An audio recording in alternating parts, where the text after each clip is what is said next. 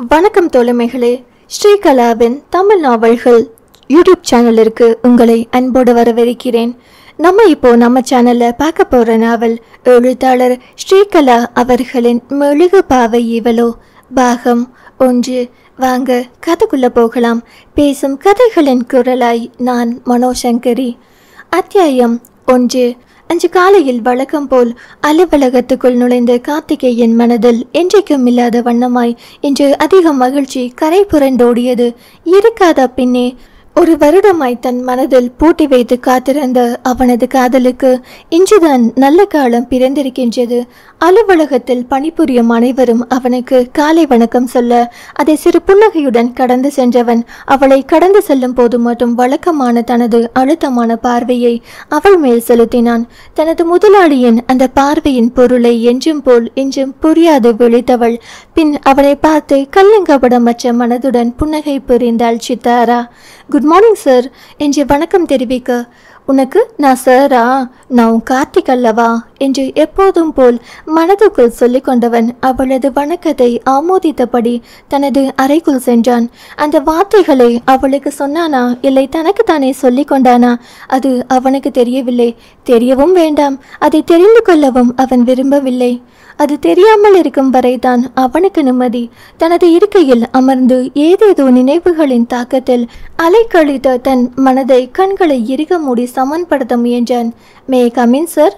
மெல்லிய புல்லாங்குழல் இசை போல் ஒலித்த சித்தாராவின் மென்மையான குரலில் அத்தனை நேரம் இருந்த அவனது மன அலைக்கழிப்பு இருந்த இடம் தெரியாமல் மாயமாய் மறைந்து போனது.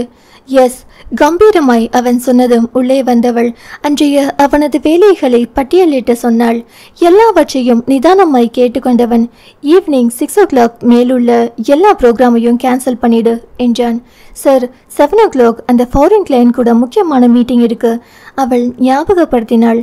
அவளை இமைக்காது பார்த்தவன், அதை விட முக்கியமான மீட்டிங் ஒன்று இன்னைக்கு இருக்கு என்றவன் ஒரு 5 நட்சத்திர விடுதியின் பேரை சொல்லி, ஈவினிங் 7 o'clock நீயும் நேரே அங்கே வந்துவிடு என்றான். 7ஆ? தயங்கியவளை தீர்க்கமாய் பார்த்தவன், என்னுடைய செக்ரட்டரி நீதானே, அப்போ நீ தான் என் கூட வரணும். இதுக்காக எல்லாம் நான் புதுசாக வேற ஒருத்தரை அப்பாயின்மெண்ட் பண்ண முடியாது. இத்தனை நாள இல்லாத புது வழக்கம் இன்று ஏன்?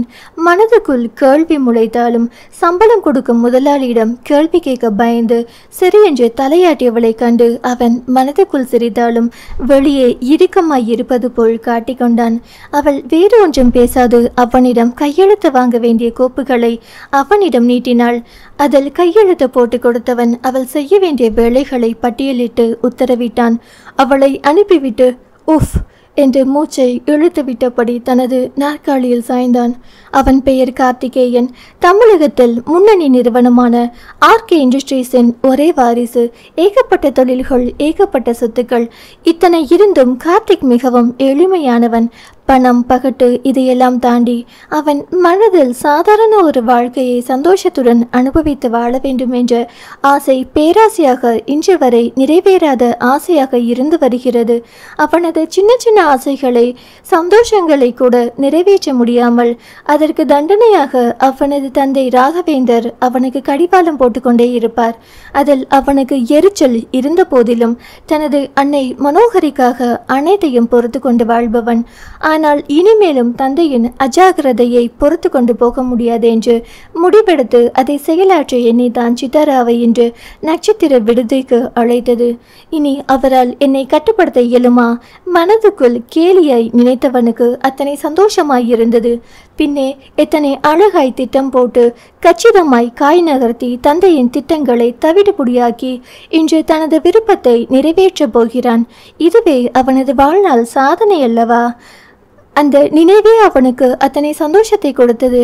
மாலை 4 மணிக்கு சித்தாராவிடம் வீட்டுக்கு கிளம்ப சொல்லிய கார்த்திக், உன்கிட்ட இருக்கும் அந்த ஒயிட் கலர் சுடியை போட்டுட்டு வா, அதில் நீ தேவதை போல் அழகா இருப்ப. கண்களில் கனவு மின்ன சொன்னவனை கண்டு சற்று திகைத்துதான் போனாள் அவள். ஐயோ, இன்றைக்கு பார்த்து இவருக்கு என்ன ஆச்சு? ஆளும் சரியில்லை, மொழியும் சரியில்லை, பேச்சும் சரியில்லையே.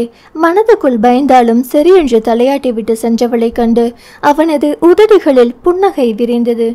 My sweet baby. மனதுக்குள் அவளை கொஞ்சியவன் தானும் வீட்டுக்கு கிளம்பி சென்றான்.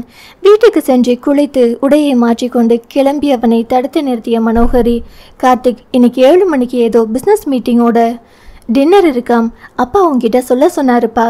அம்மா, எனக்கு முக்கியமான வேலை இருக்கு, இன்னைக்கு முடியாதுன்னு சொல்லிடுங்க என்றவன். நானே என்னோட மீட்டிங் எல்லாம் கேன்சல் பண்ணிட்டு போயிட்டு இருக்கேன். இதில் இவர் கூட பிஸ்னஸ் மீட்டிங் போகணுமாக்கும். எரிச்சலுடன் முணுமுணுத்து கொண்டே அவன் சென்றான்.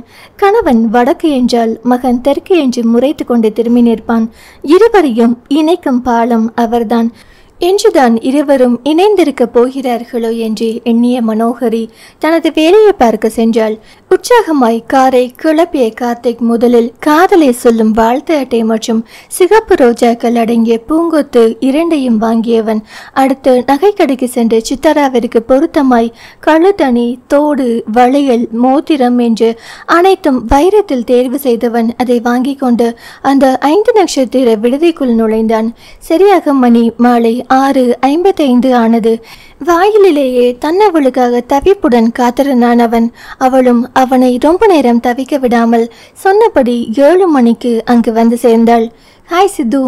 புன்னகை முகமாய் வரவேற்றவனின் மலர்ந்த முகமும் சித்து என்ற அழைப்பும் சேர்த்து அவளுக்கு வயிற்றை கலக்கியது. ஹாய் சார் என்று மெல்ல புன்னகைத்தவளை கண்டு, don't call me sir, only Karthik, உன் கார்த்திக் என்று சொல்லியவன் அவளை பார்த்து குறும்பாய் கண் சிமிட்ட அதில் அவள் செயலிழந்து போனவளாய் அவன் கண்ணை இமைக்காமல் பார்த்தாள்.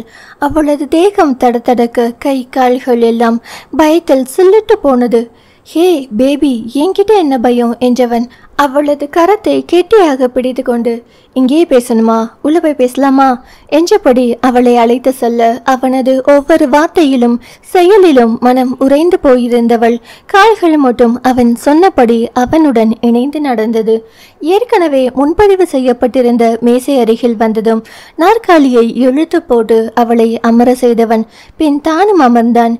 சித்து, உன்னை எதுக்கு இங்க வர சொல்லியிருந்தேனா என்று அவன் நிறுத்த அவளோ அவனை இமைக்காது பார்த்து கொண்டிருந்தாள்.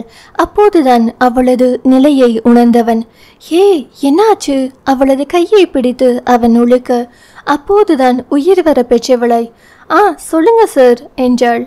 இனி நீ என்ன கார்த்திகன் தான் கூப்பிடணும் என்று அழுத்தமாய் சொல்லியவன், எனக்கு சுத்தி வளைச்சு பேச தெரியல சித்து. உன்னை பார்த்ததிலிருந்து நான் நானா இல்லை என்றவனை கண்டு அச்சத்தில் விழிவிரிய பார்த்தவள் பார்த்தபடி அப்படியே அமர்ந்திருந்தாள். அதை கண்டு அவனுக்கு அத்தனை வேதனையாய் இருந்தது. அவளது இந்த செயலை அவன் எதிர்பார்த்தான் தான் என்றாலும் இப்போது ஏனோ அது அவனது மனதை மிகவும் வேதனையுற செய்தது. ஏன் சித்து, நான் காதலிக்க கூட அருகதை இல்லாதவனா? அவன் அப்படி கேட்டதும், இல்லை சார், நான் அப்படி சொல்லலை, ஆனால் என்ன ஏன் நீங்க தயங்கி தயங்கி கேட்டவளை கண்டு அவனுக்கு புரிந்துதான் இருந்தது அவளது மனம். உன்கிட்ட என்னை பற்றின எல்லா உண்மையும் சொல்லிக்கிறேன், அதுக்கப்புறம் நீ என்ன முடிவெடுக்கிறியோ அதுக்கு நான் கட்டுப்படுறேன் என்றவன் தனது வாழ்க்கையின் மறுபக்கத்தை அவளிடம் சொல்ல ஆரம்பித்தான். பெற்றோரிடம் கூட திறவாத தன் மனதை காதலியிடம் திறந்தான் அவன். அவன் சொல்ல சொல்ல சித்தாரா அதிர்ச்சியாய் அவனை பார்த்தாள். அவனது முகத்தில் தெரிந்த வேதனை வழியை கண்டு அவளுக்கு மிகவும் கஷ்டமாக இருந்தது. கடவுளின் அருளால் எல்லாம் கிடைக்க பெற்றவன் என்று அவனை பற்றி அவள் நினைத்திருக்க அவன் மனதில் இப்படி ஒரு துன்பம் இருக்கும் என்று அவள் கனவிலும் நினைத்து பார்க்கவில்லை. அவனது துன்பம் கண்டு அவளுக்கு கஷ்டமாகத்தான் இருந்தது.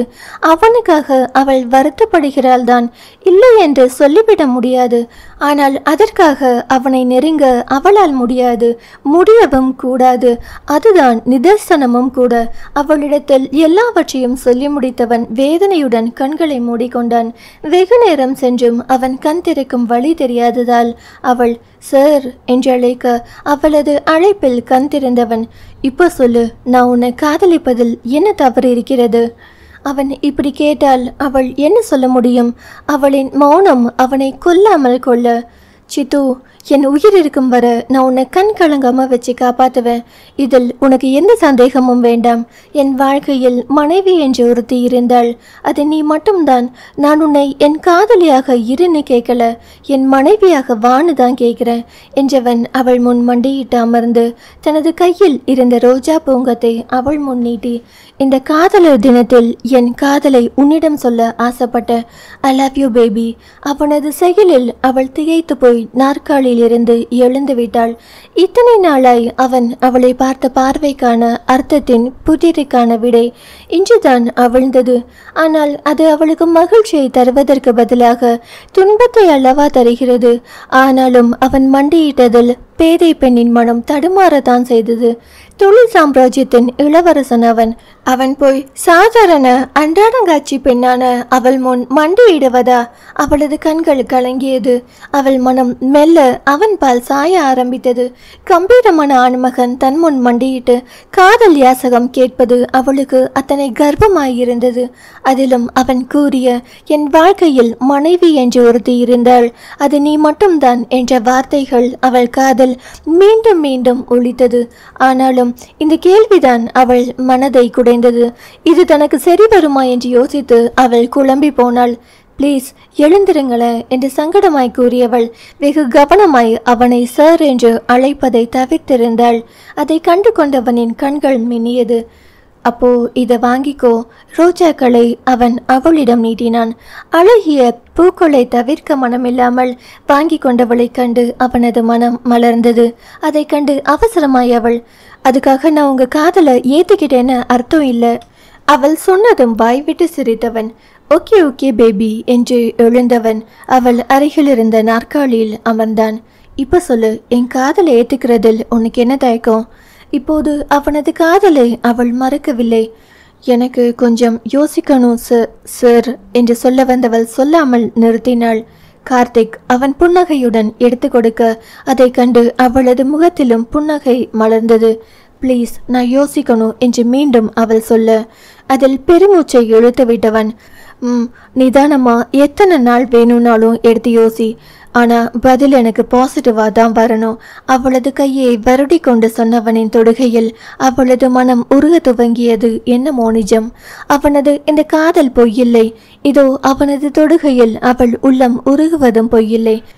ஆனால் இந்த பொருந்தாத காதலில் இருந்த பிரச்சனைகள் அவளை வெகுவாய் யோசிக்கவும் வைத்தது, பயப்படவும் வைத்தது.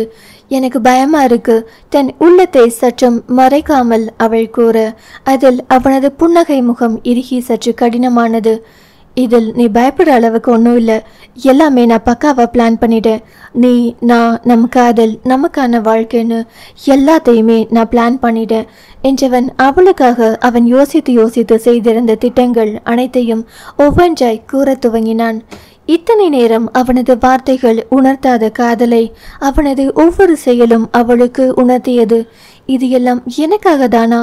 பாகாய் உருகியது அவளது மனம் அவன் பால். எல்லாம் சரி, அப்போ என் அண்ணா குடும்பம்? அவளுக்கு அவனது தந்தையை நினைத்து அவ்வளவு பயமாயிருந்தது. இவ்வளவு யோசித்தனா, அதை பற்றி யோசிக்காம இருப்பேனா என்றவன் அவளது சகோதரனின் மீது தனக்கு இருக்கும் அக்கறையை விளக்கி கூறினான். அதில் அவள் அமைதியடைந்தாள். அவன் சொல்லி முடித்ததும் தான் அவனுக்கு அது உரைத்தது. ஹே பேபி, அப்போ உனக்கு சம்மதமா என்று சந்தோஷமாய் கேட்டவனை இப்போது ஏமாற்ற அவளுக்கும் மனம் வரவில்லை. எனக்கு கொஞ்சம் யோசிக்கணும் தான், ஆனால் நீங்கள் எனக்காக இவ்வளவு தூரம் பார்த்து பண்ணும்போது உங்கள் காதலை என்னால் நம்பாமல் இருக்க முடியலை. எனக்கு உங்கள் மேல் நம்பிக்கை இருக்குது. உங்களுக்காக, உங்கள் காதலுக்காக என் உள்மனசு உங்களை ஏற்றுக்க சொன்னாலும் ஏனோ கொஞ்சம் தயக்கமாக இருக்குது. கண்கள் கலங்கி கூறியவளை அனைத்து ஆறுதல் சொல்ல அவனது மனம் துடித்தது. அவளது மனதின் வேதனை அவனுக்கும் புரிந்துதான் இருந்தது. ஏற்கனவே அவள் மனம் வேதனையில் இருக்கும்போது தானும் அவளை வேதனைப்படுத்தக்கூடாது என்று எண்ணியவன் முயன்று தன்னை கட்டுப்படுத்தி கொண்டு, உன்னோட தயக்கம் எதனாலன்னு எனக்கு புரியுது, டேக் யுவர் ஓன் டைம் என்றவன் தன்னிடமிருந்த நகைப்பெட்டியை அவளிடம் நீட்டி, my small gift for you my sweet angel என்று புன்னகைக்க அதை பார்த்ததுமே அவளுக்கு தெரிந்து போனது நகை என்று. இது வேண்டாமே என்று அவள் மறுக்க, உனக்குன்னு முதல் முறையாக நான் ஆசையாக வாங்கியது, ப்ளீஸ் மறுக்காத. அவனது குரலில் இருந்த வருத்தத்தில் அவள் மௌனமாய் அதை வாங்கி கொண்டாள். ஆனாலும் அவளது மனம் ஏனோ கூசத்தான் செய்தது. இருவரும் கிளம்பி வெளியில் வந்தனர். அவனது மனதில் தனது காதல் நிறைவேறும் என்பதில் 100% நம்பிக்கை இருந்தது. அவள் மனதில் இந்த காதல் சரியானது தானா என்ற தயக்கமே அதிகம் இருந்தது. அதே விடுதியில் தொழில் சம்பந்தமாய் வாடிக்கையாளர்களுடன் பேச வந்திருந்த ராகவேந்திரன் கண்ணில் இந்த காட்சி விழுந்து தொலைத்து அவரது இரத்த அழுத்தத்தை ஏகத்துக்கும் அதிகரிக்க செய்தது. மகன் கையில் பூங்கொத்தை ஏந்தியபடி ஒரு பெண் முன் மண்டியிட்டு அமர்ந்திருந்தது அவரது சினத்தை அதிகப்படுத்தியது. அப்படியே எழுந்து வந்து மகனை கண்ணும் கண்ணமாய் அறைய வேண்டும் போலிருந்தது அவருக்கு. ஆனால் இருக்கும் இடம் உணர்ந்து அமைதி காத்தார். அவரது மனம் எரிமலையாய் குமுறி கொண்டு இருந்தது. சந்திப்பு முடிந்து வேகமாய் எழுந்த ராகவேந்தர் ஆத்திரமாய் வீட்டுக்கு கிளம்பினார். எங்கடி உன் புள்ள? வீட்டுக்குள் நுழைந்ததும் கர்ஜித்த கணவனின் கர்ஜனையில் மனோகரி நடுநடுங்கி போனார். இன்னைக்கு என்ன 7:30 கூட்டி வச்சானோ தெரியலையே, மனதுக்குள் புலம்பியவாறு. அவன் ரூமில் இருக்கான் என்றாள். பதில் பேசாது படியில் ஏறி மாடிக்கு சென்ற கணவரை பின்தொடர்ந்து அவரும் சென்றார். கதவை கூட தட்டாமல் மகனின் அறையின் உள்ளே சென்றவர் அங்கு கட்டிலில் படுத்து கண்மூடி சுகமாய் கனவு கண்டு கொண்டு இருந்த மகனின் சட்டையை பிடித்து இழுத்து தூக்கி அவனை அமர செய்தவர், என்ன காரியம் பண்ணிட்டு வந்திருக்கடா? அவன் சுதாரிக்கும் முன் ஓங்கி கன்னத்தில் ஒரு அறை வைத்தார். இத்தனை வருடங்களில் அப்பா மகன் இருவருக்கும் இடையே வாய் சண்டை வந்திருக்கிறது தான், இல்லை என்று சொல்லிவிட முடியாது. ஆனால் இதுபோல் அவர் ஒரு நாள் கூட அவனை அடித்தது கிடையாது. இருவரது கொள்கைகளும் குணங்களும் வேறுபட்டு இருப்பதால் இருவருக்கும் ஒத்து வராது என்பதை அறிந்து கொண்டு கோபம் அதிகம் இருக்கும் நாளில் ஒருவரை ஒருவர் சந்திப்பதை கூட அழகாய் தவிர்த்து விடுவர் இருவரும். ஆனால் இன்று ராகவேந்தரின் பொறுமையை காற்றோடு காற்றாய் கற்பூரமாய் கரைந்து போயிருந்தது மகனது செயலால். மனோகரை கணவனின் செயலில் திகைத்து போய் நின்று விட்டார். ஷர்ட்டை விடுங்க. டிஷர்ட்டை அவர் பிடியில் இருந்து விளக்கிய கார்த்திகேயன் படுக்கையில் இருந்து எழுந்து நின்று, இன்னொரு தடவை என் மேல கையை வச்சிங்க, நான் மனுஷனா இருக்க மாட்டேன் என்று அவன் சீறினான். இப்போ மட்டும் ஐயா மனுஷனாவா நடந்துக்கிறீங்க? கேலியாய் கூறியவர், நாய் தானடா நீ? அவரது எகத்தாள குரலில் அவனது தன்மானம் உசுப்பப்பட, என்ன பத்தி பேசும் வேலை வேண்டாம் என்று ஒற்றை விரல் நீட்டி எச்சரித்தவன், ஆமா நான் நாய்தான், அதுக்கு இப்ப என்ன பண்ணணுங்கிறீங்க? சவடாலாய் கேட்டவனை அப்படியே தூக்கி போட்டு மிதித்தால்தான் என்ன என்று அவருக்கு தோன்றியது. டே கார்த்திக், அப்பாவை ஏண்டா எதிர்த்து பேசுற? கொஞ்சம் பொறுமையாயிரு. அத அவருக்கு சொல்லுங்க. முகத்தை திருப்பி கொண்டு அவன் எகிற, இவன் பண்ணிய வேலைக்கு பொறுமையாய் இருந்துட்டாலும் என்று பதிலுக்கு எகிரியவர், உன் அருமை புள்ள இன்னைக்கு ஹோட்டல்ல அத்தனை பேர் முன்னால ஒரு பொண்ணு முன்னாடி மண்டி போட்டு ரோசை நீட்டுறான். மனசுக்குள்ள பெரிய ரொமான்ஸ் மன்னன்னு நினைப்பா அவனுக்கு? கணவனது வார்த்தையை கேட்டு மனோகரி அதிர்ந்து போய் மகனை பார்த்தார். கார்த்திக், என்னடா இது? அதை கவனிக்கும் மனநிலையில் அவன் இல்லை. தந்தையின் வார்த்தையில் இருந்த கிண்டல் அவனது மனதை குத்தி கழித்தது. நான் ரொமான்ஸ் மன்னன் இல்லைன்னு நீங்க கண்டீங்களோ? கோபமாய் கேட்டவனை நக்கலாய் பார்த்தவர், அப்படியா? இது நாள் வர இது எனக்கு தெரியாம போச்சே. நையாண்டியை விடாமல் அவர் பேச மனோகரிதான் இருவருக்கும் இடையில் வழக்கம் போல் குறுக்கிட வேண்டியிருந்தது. கார்த்திக், நம்ம குடும்பம் பாரம்பரியம் என்ன, கௌரவம் என்ன, அப்படிப்பட்ட நீ இப்படி பண்ணிட்டு வரலாமா? அன்னையின் வார்த்தைகளில் இது நாள் வரை அடக்கப்பட்டிருந்த அவனது கோபம் ஆத்திரமாய் வார்த்தைகளாய் வெளிவந்தது. எனக்கு உங்களோட வரட்டு கௌரவம் வேண்டாம், பணம் பகட்டு வேண்டாம், எனக்கு நிம்மதி வேணும், சந்தோஷம் வேணும். அதை எனக்கு என் சித்துவாள் மட்டும்தான் கொடுக்க முடியும். Yes, I love her. நான் அவ்வளோதான் கல்யாணம் பண்ணிக்க போகிறேன். உங்களோட எந்த முட்டுக்கட்டையும் என்னை தடுக்க முடியாது. ஆத்திரமாய் அதே சமயம் ஆணித்தரமாய் அவன் கூறியதை கேட்டு ராகவேந்திரன் கோபம் எல்லையை கடந்தது. நீ எங்க விருப்பத்துக்கு எதிராக ஏதாவது பண்ணின, அப்புறம் இங்க ஒரு கொலை விழும் என்று கர்ஜித்தவர், ஒன்னை இல்லை அந்த பொண்ணை என்று தீர்க்கமாய் சொன்னவரை அவன் கோபமாய் சண்டை கோழியாய் முறைத்து பார்த்தவன் பின், முடிஞ்சா செஞ்சு பாருங்க என்று தெனாவட்டாய் அவரை பார்த்து வைத்தான். மகனின் பேச்சு அதிர்ச்சியை அளிக்க, அதைவிட கணவரது வார்த்தைகள் அவரது மனதை வதைக்க, என்னங்க என்றபடி நெஞ்சை பிடித்து கொண்டே மனோகரி கீழே சரிந்தார். அதே நேரம் அதே நட்சத்திர விடுதியில் வேறொரு மேசையில் அமர்ந்திருந்த ஒருவன் தன் முன்னிருந்த மதுபானத்தை ஒருவித வேகத்துடன் உள்ளே தள்ளி கொண்டிருந்தான். அவன் மனதில் மீண்டும் மீண்டும் கார்த்திக் சிட்டாராவிடம் பூங்கத்து கொடுத்த காட்சி படமாய் ஓடிக்கொண்டிருந்தது. அது அவனது மனதை அத்தனை வேதனை அடைய செய்திருந்தது. அந்த மதுபானத்தின் போதையால் கூட அவனது மனதின் வெம்மையை குறைக்க முடியவில்லை. அத்தியாயம் 2. டே மச்சி, போதுண்டா. செல்வகுமார் தனது நண்பனும் மச்சானுமாகிய ஜெகவீர பாண்டியனின் கையில் இருந்த மது கோப்பையை பீடுங்க வந்தான். ப்ளீஸ் மாப்பிள்ள, இது மட்டும்தான். குளறலாய் கூறினாலும் ஜெகன் அந்த மது கோப்பையை இறுக்கமாய் பற்றியபடி அதை செல்வாவிடம் கொடுக்காமல் அப்படியே தனது வாயில் சரிதான். உடலின் மொத்த இரத்தத்திலும் கலந்த போதையானது அவனது நாடி நரம்புகளில் ஜிப்பென்று ஏறினாலும் அவனது மனதை எப்போதும் அரித்து கொண்டு அவனை கொஞ்சி கொண்டிருக்கும் அந்த உணர்வு மட்டும் போதைக்கு மயங்காமல் எப்போதும் அவனுக்கு அளிக்கும் வேதனையை இப்போதும் விடாமல் அவனுக்கு அளித்து கொண்டு இருந்தது. என்ன என்று சற்று அளவுக்கு அதிகமாக வலித்தது, அவ்வளவே. ஏண்டா மாப்பிள்ள, என்னைய பார்த்தா எப்படிரா இருக்கு?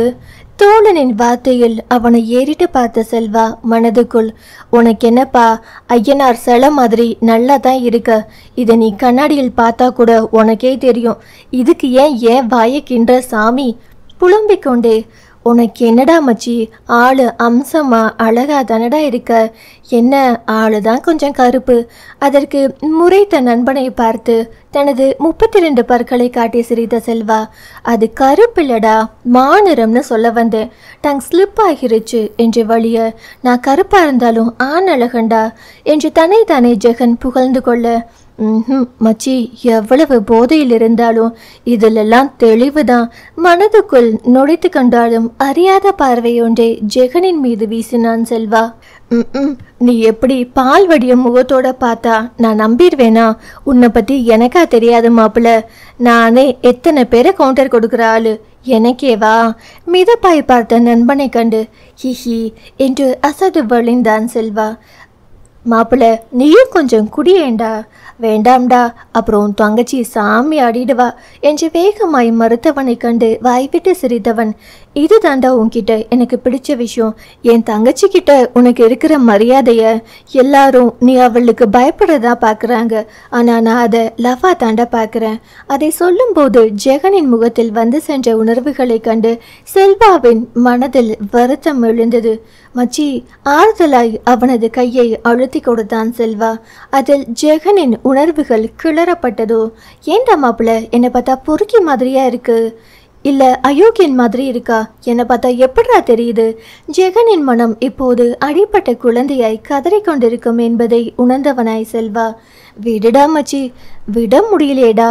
இரு கைகளையும் விரித்து உதட்டை பிதிக்கியவனை கண்டு செல்வாவுக்கு பாவமாக இருந்தது. ஜெகவீர பாண்டியனை அளவிடுவது போல் பார்த்தான் அவன். சற்று கருப்புதான், ஆனாலும் கலையாக ஆண்மைக்குரிய இலக்கணத்துடன் கம்பீரமாக தான் இருந்தான் ஜெகன். அதே போல திறமையிலும் சற்றும் குறைவில்லாதவன். திரைத்துறையில் பிரபலமான இளம் தயாரிப்பாளர் அவன். ஜேவிபி என்றால் தெரியாதவர் திரையுலகில் யாரும் இல்லை. அவனின் நல்ல நேரமோ என்னவோ அவன் தயாரித்த முதல் படமே வெற்றி வகை சூட, அதன் பின் அவனின் திரைப்பட வாழ்க்கையில் தோல்வி என்பதே இல்லை. அதிலும் அவன் தயாரித்த 2 படங்களுக்கு தேசிய விருது கிடைக்க அவனது புகழ் உச்சத்தை தொட்டது. அவன் ₹1 முதலீடு செய்தால் அது லட்சம் மடங்கு அவனுக்கு திரும்ப கிடைத்தது. இந்த தொழில் அவனுக்கும் பிடித்துவிட இதையே விரும்பி ஏற்றுக்கொண்டான். அவனது தந்தையும் சாதாரண ஆள் கிடையாது. மீன் வியாபாரி காளிமுத்துவை தெரியாதவர்கள் சென்னையில் யாரும் இருக்க முடியாது. இன்று அவர் பல தொழில் செய்து வந்தாலும் அவரது ஆரம்ப தொழில் மீன்பிடி தொழில் என்பதால் அந்த அடைமொழியை அவர் மாற்ற விரும்பவில்லை. தனக்கு எல்லா செல்வத்தையும் வாரி வழங்கிய கடல் அன்னையை அவர் என்றும் மறக்கவில்லை. காளிமுத்துவின் இத்தனை வசதிக்கும் காரணம் அவர் மத்திய அமைச்சர் ஒருவரின் உயிர் விசுவாசி. அவரின் சொத்துக்கள் ஏகப்பட்டது இவரின் பெயரில் இருந்தது. அமைச்சரை வைத்து இவர் தொழில் வட்டாரத்தில் சாதித்து கொண்ட காரியங்கள் அதிகம். மிக பலம் வாய்ந்த அரசியல் பின்புலம் இவரின் பின் இருந்தது. அவரது மனைவி அகிலாண்டம் இல்லத்தரசி, கணவன், பிள்ளைகள், தொலைக்காட்சி தொடர்கள், இது 3ம் தான் அவரது உலகம். அதை தாண்டி அவர் எதையும் யோசிக்க மாட்டார். அப்படி யோசிக்கவும் அவருக்கு தெரியாது. முத்தாய் மணியாய் 3 பிள்ளைகள். மூத்தவன் தான் ஜெகவீர பாண்டியன்.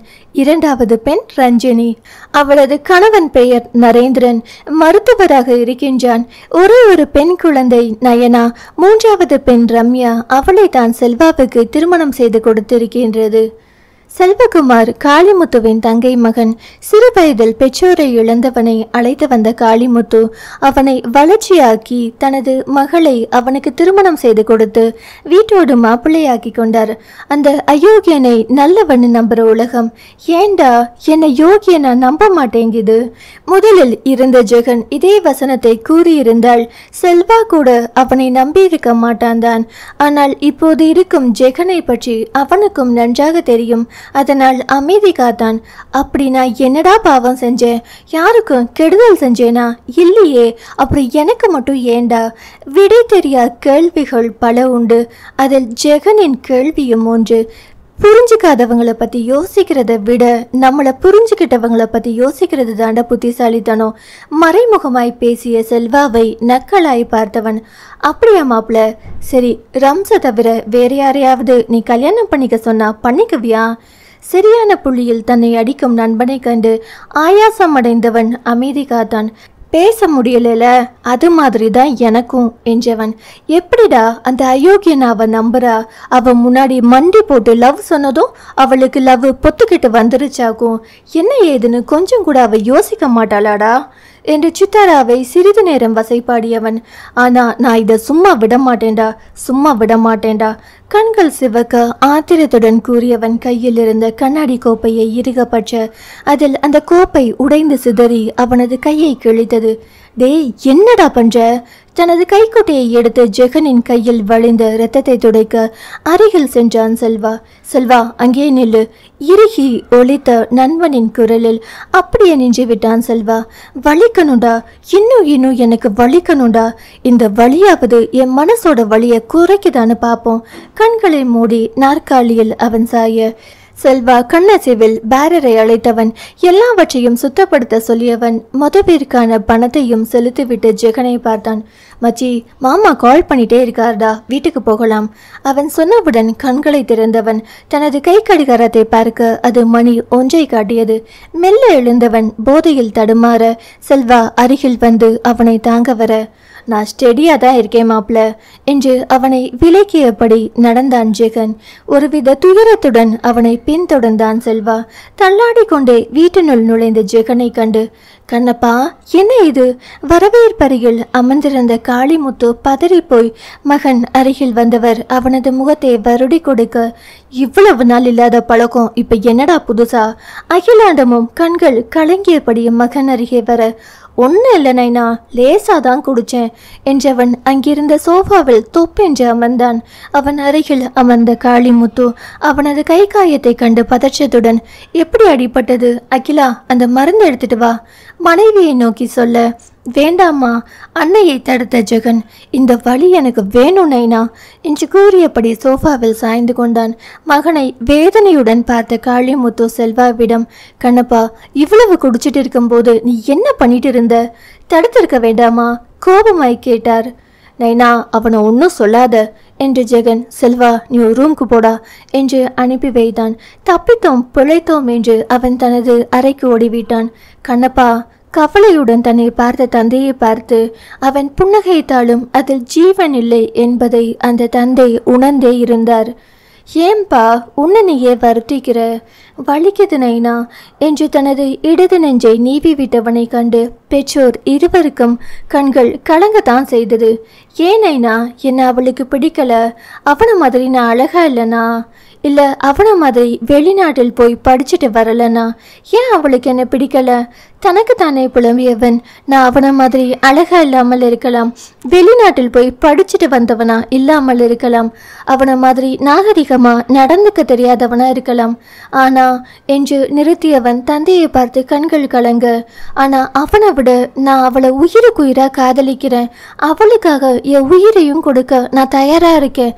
அப்படிப்பட்ட என்னை விட்டுட்டு அவனை போய் செலக்ட் பண்ணிட்டாளே வருத்தத்தோடு கூறியவன்.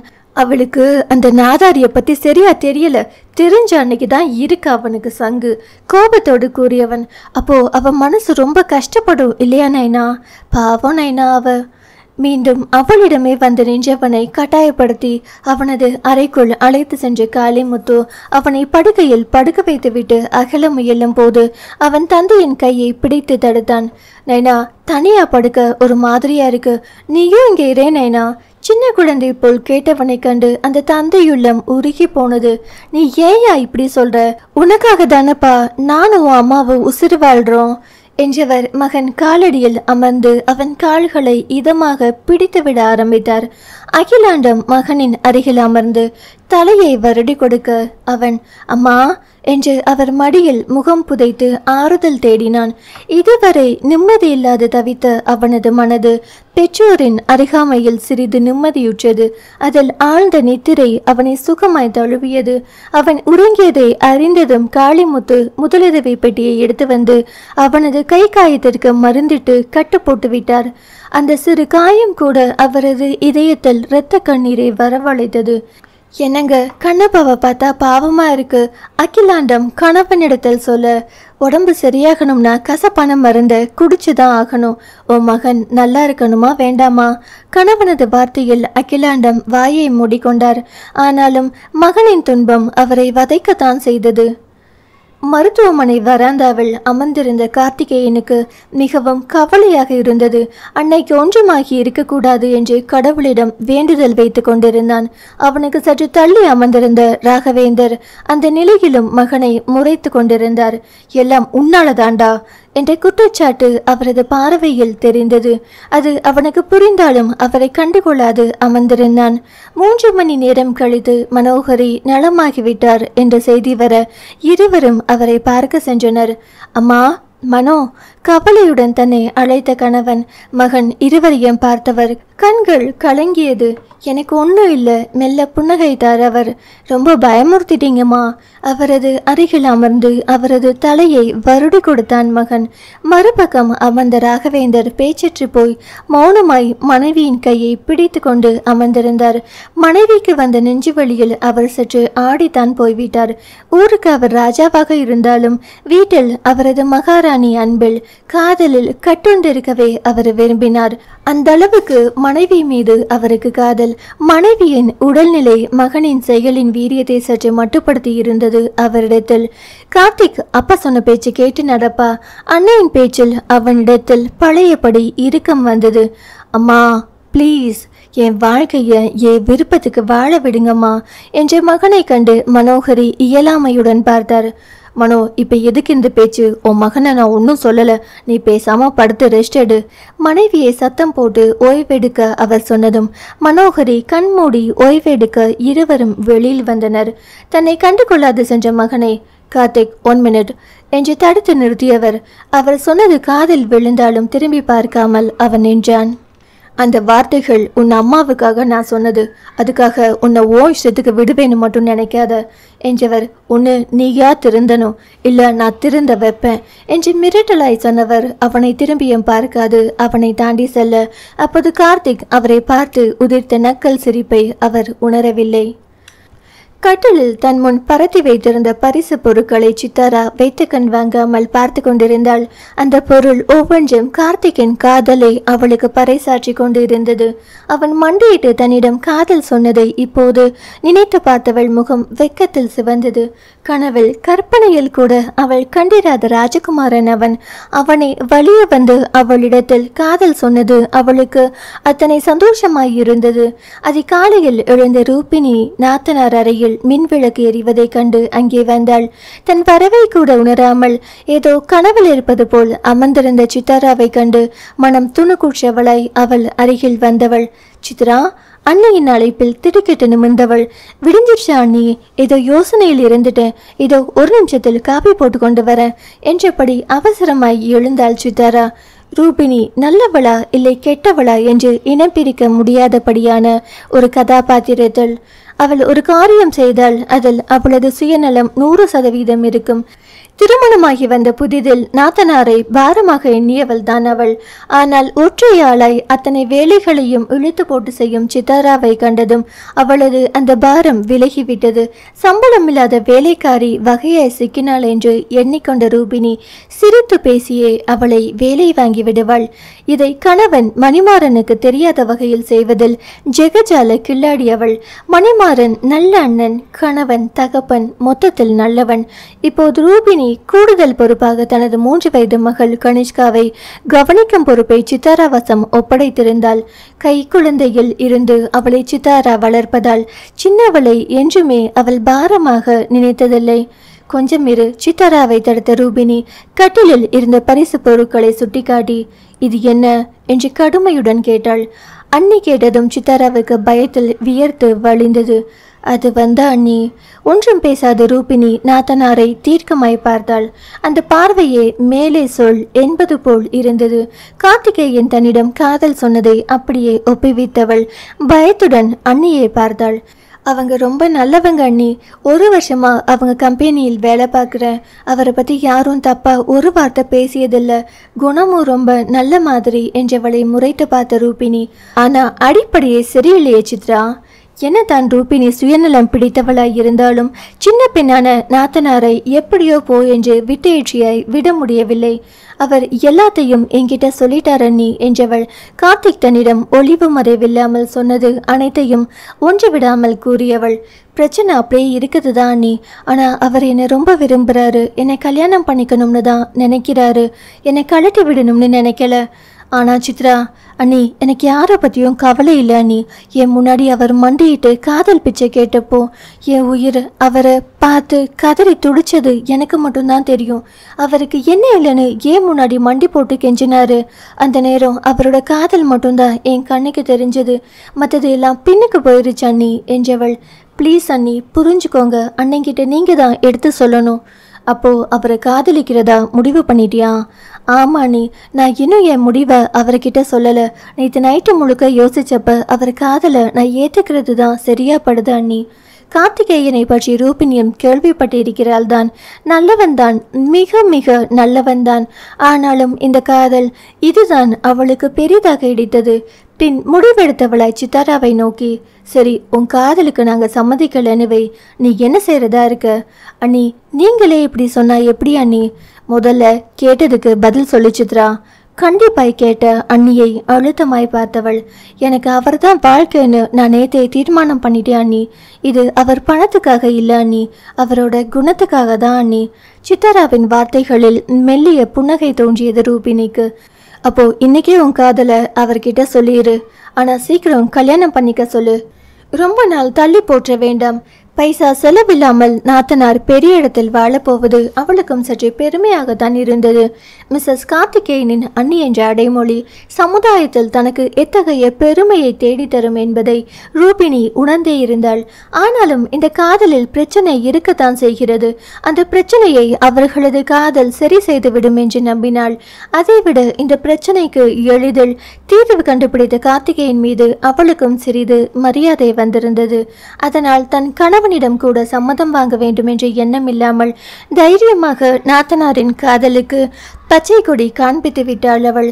பணம் பத்தும் செய்யும் போலும் அதிகாலையில் அலறிய அலைபேசியை எடுத்து யார் என்று கூட பார்க்காமல் தூக்க கலக்கத்தில் தனது காதில் வைத்த கார்த்திகேயன் ஹலோ என்றான் சோம்பலாக. என்ன கார்த்திக், எப்படி இருக்க? நீ நல்லா தான் இருப்ப, ஆனால் நான் நல்லா இல்லையே. ஏன்னா நீ பண்ணியிருக்கும் காரியம் அப்படி. நீ இப்படி ஒரு காரியம் பண்ணலாமா? கம்பீரமாய் அதே சமயம் அழுத்தத்துடன் ஒலித்த குரலில் தூக்கம் பறந்தோட படுக்கையில் இருந்து எழுந்தமர்ந்தான் கார்த்திக். என்னடா, ஹாஸ்பிட்டலில் படுக்கையில் இருக்கிறவளுக்கு எப்படி விஷயம் தெரியும்னு பார்க்குறியா? நான் எங்கே இருந்தாலும் என் கண்கள் முழுவதும் ஓம் மேலே தான் இருக்கும் கார்த்திக். திருமண ஒலித்த அந்த குரலில் அவன் சற்று திகைத்து போனது என்னவோ உண்மைதான். ஆனாலும் அதற்காக எல்லாம் அவன் அயர்ந்து விடவில்லை. என்னை கண்காணிக்கிற வேலையை இன்னும் நீங்க விடலையா? அது எப்படி விட முடியும் கார்த்திக்? மறுபக்கம் சொன்னவர். அப்படி கண்காணித்ததால் தானே தெரிந்தது உன் லட்சணம். அவரது குரலில் அடக்கப்பட்ட கோபம் இருந்ததோ கார்த்திக்கால் அதை கவனிக்க முடியவில்லை. இது வேண்டாம் கார்த்திக், உன் ஃபியூச்சருக்கு நல்லதில்லை. உன் ஃபியூச்சர் யாரோடங்கிறத நானும் உன் அப்பாவும் தான் தீர்மானிக்கணும். அவர் பேசிக்கொண்டிருக்கும் போதே அழைப்பு துண்டிக்கப்பட அதில் நிம்மதி அடைந்தவனாய் அலைபேசியை முற்றிலுமாக அணைத்து வைத்தான் கார்த்திகேயன். இது என்ன புது வகையான மிரட்டலா? என் ஃபியூச்சரை தீர்மானிக்கிற உரிமை எனக்கு மட்டும்தான் இருக்கு, நீங்களோ என் அப்பாவோ இல்லை என்று ஆத்திரமாய் மனதுக்குள் நினைத்தாலும் அடுத்து தான் செய்ய வேண்டியதை வெகு நிதானமாய் திட்டமிட ஆரம்பித்தான் அவன். அத்தியாயம் 3. அதிகாலையில் அலாரம் அடித்த ஒளியில் திடுக்கிட்டு எழுந்த செல்வா அதை அவசரமாய் அணைத்துவிட்டு பக்கத்தில் படுத்திருந்த மனைவியை திரும்பி பார்த்தான். அந்த சத்தத்திலும் ரம்யா எழாமல் ஆழ்ந்த உறக்கத்தில் இருப்பதைக் கண்டு புன்னகைத்தவன் அவளது நெற்றியில் மென்மையாய் முத்தமிட்டான். பின் அவளது மேடிட்ட வயிற்றில் தனது மகவுக்கு தனியாக முத்தமிட்டு அவன் நிமிரும் போது அவனது தலையை ரம்யாவின் கைகள் தனது வயிற்றோடு அழுத்தி பிடித்தது. அதுக்குள்ள எழுந்திருச்சியா ரம்ஸ்? இன்னும் கொஞ்ச நேரம் தூங்குடா, மென்மையாய் சொன்னவனை கண்டு புன்னகைத்தவள் எழுந்தமர்ந்தபடி, நேற்று என்ன ஐயா ரொம்ப லேட்டா வந்த மாதிரி இருந்தது, இப்பவும் சீக்கிரம் கிளம்புற மாதிரி இருக்கு, என்ன விஷயம்? கொஞ்சம் மிரட்டலாய் அவள் கேட்க அவளது மடியில் வாகாய் தலை சாய்த்தவன், எல்லாம் அண்ணன் பண்ணின வேலையால தான் என்றவன் நேற்று ஜெகன் குடித்துவிட்டு வீட்டுக்கு வந்த கதையை அவளிடம் கூறியவன். காலையில் எழுந்திருச்சதும் வேளையா மாமா என்கிட்ட தான் என்கொயரி பண்ணுவாரு, அதான் நேரத்தோட எஸ்கேப் ஆகலாம்னு பார்க்குறேன். அண்ணனை பற்றி கணவன் சொன்னதும் ரம்யாவின் முகத்தில் கவலை வந்தது.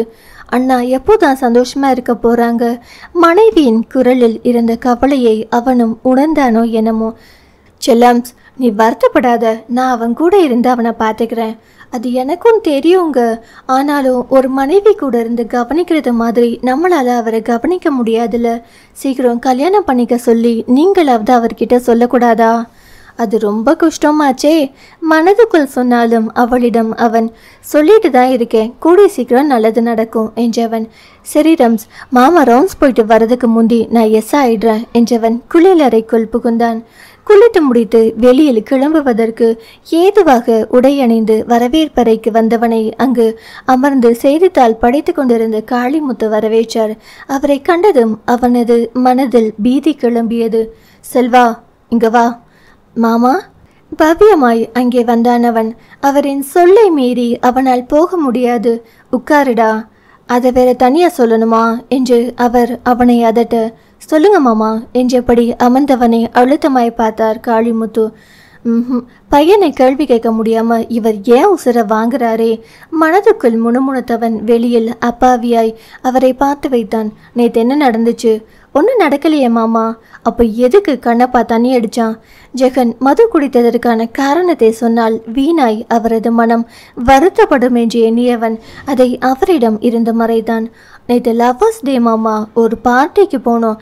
ஃப்ரெண்ட்ஸ் எல்லாம் ரொம்ப நாள் கழித்து மீட் பண்ணினதால ஜெகன் கொஞ்சம் அளவுக்கு அதிகமாக குடிச்சிட்டான். அவன் சொன்னதை கேட்டு அவர் ஒரு பார்வை பார்த்தார் அவனை. அந்த பார்வையை சொல்லியது, நீ சொன்னதை நான் நம்பவில்லை என்று. அது மாமா, எப்படி சொல்வது என்று அவன் தயங்கினான். செல்வா, உனக்கே தெரியும் கண்ணப்பா என்னோட உசுருன்னு.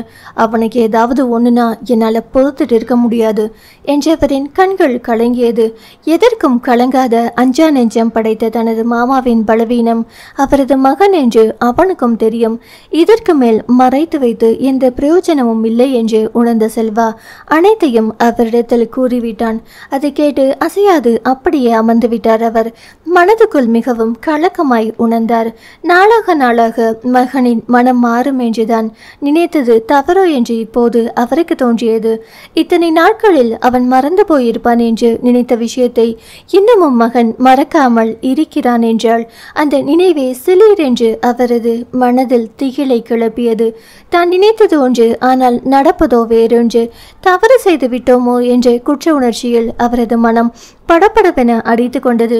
இல்லை இல்லை, என் மகனுக்கு நல்லதென்று நினைத்து தான் அதை செய்தது. இப்பவும் அவனது நல்லதுக்காக தான் நான் பாடுபடுகிறேன். ஒரு நாள் உண்மை தெரிய வரும்போது கண்ணப்பா என்னை புரிந்து கொள்வான் என்று மனதை சமாதானப்படுத்தி கொண்டார். ஆனாலும் தன் செயலின் பின்னால் இருக்கும் நியாயத்தை மகன் புரிந்து கொள்வானா என்ற தவிப்பு அவரது மனதில் என்றும் போல் இன்றும் எழுந்தது. தன் மகனுக்கு துரோகம் அளித்து விட்டோமோ என்று இப்போது அவரது மனம் பதைத்தது. கடவுளை விட உயிராய் தன்னை நம்பும் மகனுக்கு தான் உண்மையாய் இருக்கவில்லை என்பதை அவர் உணர்ந்தே இருந்தார். ஆனால் அது அவனின் நன்மைக்காக தான் என்பதை உணர்ந்ததால் அதில் அவரது உள்ளம் சிறிது சமாதானமாகியது. சரி, நீ போ செல்வா, நான் கண்ணப்பா கிட்டே பேசிக்கிறேன். உணர்வற்ற குரலில் கூறிய மாமனின் முகத்திலிருந்து அவனால் எதுவும் கண்டுபிடிக்க முடியவில்லை. சரி மாமா என்று அவன் கிளம்ப எத்தனித்த போது ஜெகன் அங்கே வந்து சேர்ந்தான். மாப்பிள்ள, என்ன அதுக்குள்ள ரெடி ஆயிட்ட போல? செல்வாவின் தோளில் விளையாட்டாய் தட்டியவன், கொஞ்சம் இருடா, நானும் கிளம்பி வரேன் என்றவன் உள்பக்கம் திரும்பி, அம்மா காபி என்று கத்தினான்.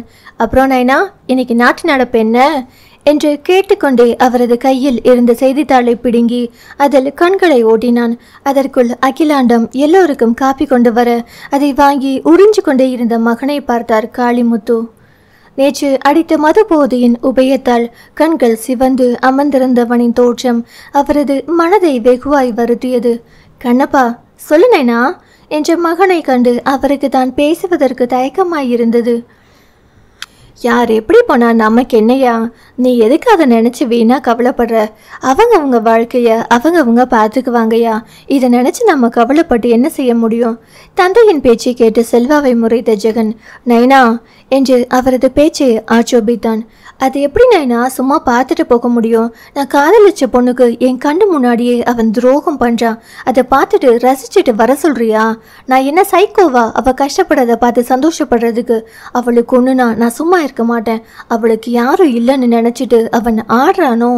அவளுக்கு நான் இருப்பேன், என் உயிர் இருக்கும் வரை இருப்பேன் என்றவன் எதையோ நினைத்து துயரத்துடன் கண்களை மூடி திறந்தான். அவளுக்கு நல்லா வேணும்னு கருவிட்டு வர என்னால் முடியலை நைனா. எங்கே இருந்தாலும் அவள் நல்லா இருக்கணும்னு தான் நான் நினைக்கிறேன்.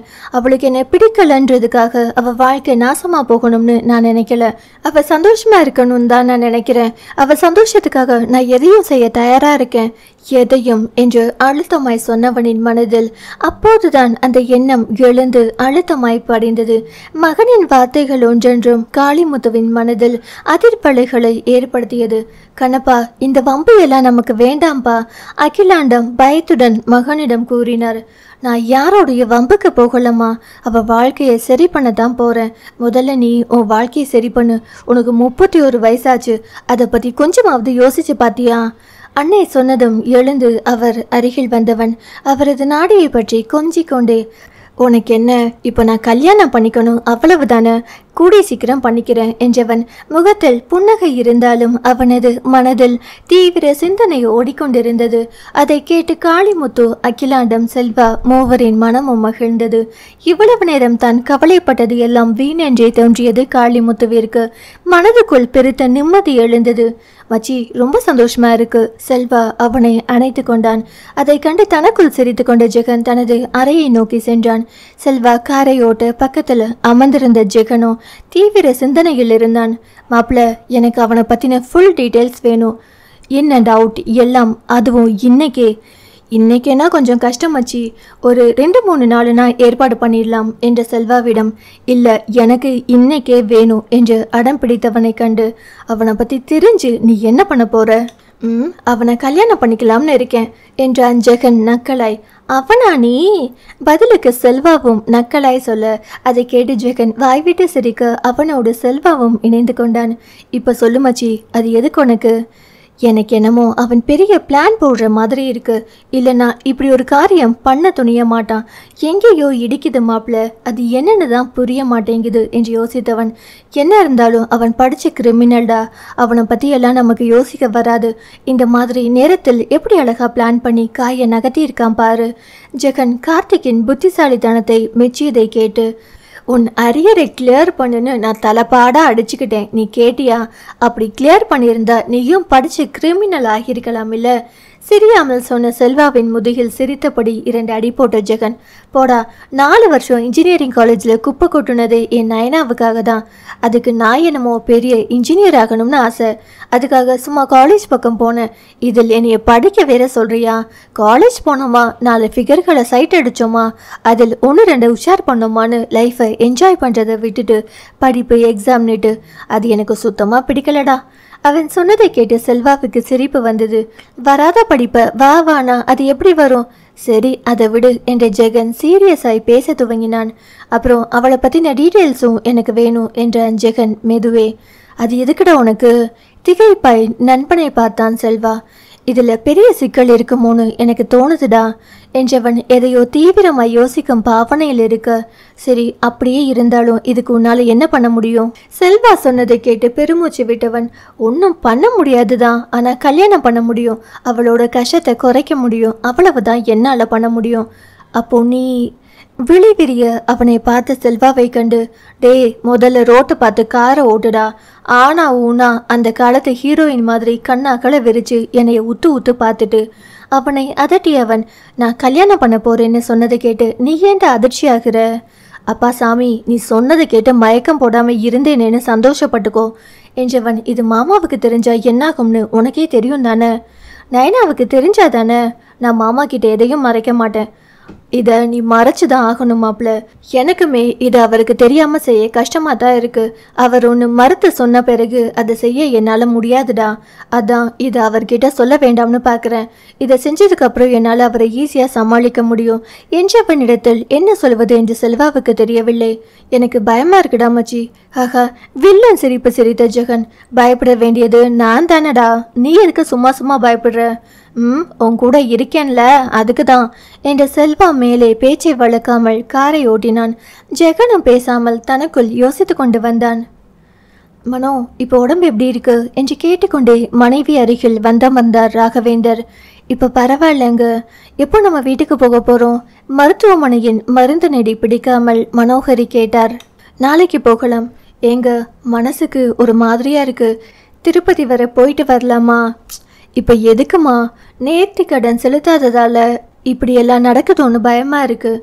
உன் புள்ள பண்ற தப்புக்கு தெய்வம் என்ன செய்யும் என்று அவருக்கு அடியும் போதே அவரது அலைபேசி அடித்தது. ஷோபனா காலிங் என்று திரையில் ஒளிந்த எண்ணெய் கண்டதும் ராகவேந்தர் மனம் துணுக்குற்றது. உடனே உயிர்ப்பித்து காதல் வைத்தவர், எப்படிமா இருக்க? இப்போ உடம்பு பரவாயில்லையா? நான் நல்லா இருக்கேன் அண்ணா. அன்னைக்கு உடம்பு முடியலன்னு சொன்னாங்களே, இப்போ எப்படி இருக்காங்க? உடல் நலம் குன்றி அமெரிக்காவில் மருத்துவமனையில் சிகிச்சை பெற்று வந்த போதும் இந்தியாவில் நடப்பதை தெரிந்து வைத்திருக்கும் ஷோபனாவை கண்டு அவரால் மெச்சாமல் இருக்க முடியவில்லை. கூடவே மகனின் செயலை பற்றியும் அவருக்கு தெரிந்திருக்குமோ என்று கவலை எழுந்தது. பின் சமாளித்து கொண்டு, இப்போ நல்லா இருக்கா, நீயே அவகிட்ட பேசு. அலைபேசியை மனைவியிடம் நீட்டினார். ஷோபனா, எப்படிமா இருக்க? நான் உங்களை பார்த்து கேட்க வேண்டிய கேள்வியை நீங்க என்ன பார்த்து கேட்குறீங்களா? நீ என்னை விட அதிகம் கஷ்டப்படுறது நீதானம்மா என்ற மனோகரியிடம் ஷோபனா சிறிது நேரம் பேசிவிட்டு பின் ராகவேந்தரிடம் கொடுக்க சொன்னார். அலைபேசியை வாங்கி கொண்டு வெளியில் சென்று பேசிவிட்டு வந்தவரின் முகம் கடுமையாய் மாறியிருந்தது. என்னாச்சுங்க? இன்னும் என்ன வாகனம்? உன் அருமை புள்ள விஷயம் அமெரிக்கா வர நாரி போச்சு. கடவுளே! மனைவியின் வார்த்தையில் பயந்து போனவர், நீ எதை பற்றியும் கவலைப்படாத, எல்லாத்தையும் நான் பார்த்துக்கிறேன் என்று மனைவியை சமாதானப்படுத்தியவர் மனம் மட்டும் சமாதானமாகாமல் கோபத்தில் சிவதாண்டவம் ஆடிக்கொண்டிருந்தது. அலுவலகத்தில் அமர்ந்திருந்த கார்த்திகேயன் தன்னவளின் வரவிற்காக ஆவலுடன் காத்து கொண்டிருந்தான். அவனது எதிர்பார்ப்பை ஏமாற்றாமல் சித்தாரா அங்கு வந்து சேர்ந்தாள். அவள் முகத்தில் தெரிந்த மகிழ்ச்சியும் கன்னத்தில் பூத்திருந்த வெக்கப்பூக்களும் உதட்டில் உறைந்த புன்னகையும் அவளின் சம்மதத்தை அவனிடத்தில் சொல்லாமல் சொல்லியது. வாங்க மேடம். எழுந்து நின்று இரு கை விரித்து இடை குனிந்து அவளை வரவேற்றவன் அவள் அருகில் வந்து அவளது தோள் பற்றி நாற்காலியில் அமர வைத்து அதன் முன்னிருந்த மேசை மீது சாய்ந்து நின்று இரு கைகளையும் கட்டிக்கொண்டு குறுகுறுவென அவளையே பார்த்து கொண்டிருந்தான் அவன். அவனது பார்வையை உணர்ந்தவளோ அவனது முகத்தை நிமிர்ந்து பார்க்க வைக்கப்பட்டு தலை குனிந்து அமர்ந்திருந்தாள். அவளை பேசட்டும் என்று அவனும் அமைதியாயிருந்தான். ஆனால் தனது பார்வையை மட்டும் அவன் திருப்பிக் கொள்ளவில்லை.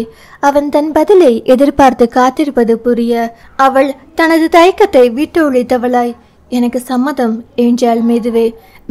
என்ன சொன்ன? எனக்கு கேட்கல என்றான் வேண்டுமென்றே குறும்பாய்.